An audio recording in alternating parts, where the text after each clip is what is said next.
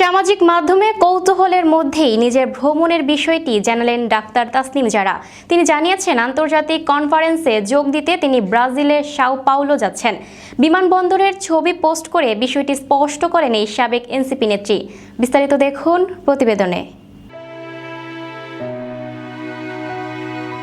সাবেক এনসিপি নেত্রী ডাক্তার তাসনিম জারা হঠাৎ করে কোথায় যাচ্ছেন এ নিয়ে সামাজিক মাধ্যমে কৌতূহল তৈরি হওয়ার আগে বিষয়টি নিজেই পরিষ্কার করেছেন তিনি।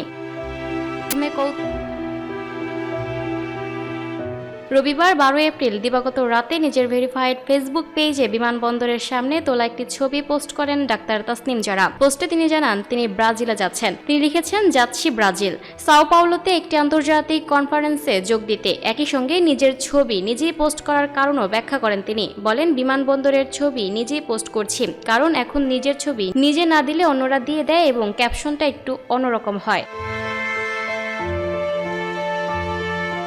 Lucky Akter, up to date news, Dhaka.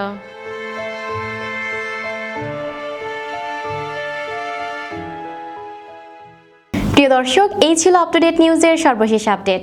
পরবর্তী আপডেট সবার আগে পেতে আপ টু ডেট নিউজের ফেসবুক পেজ এবং ইউটিউব চ্যানেলের সাথেই থাকুন।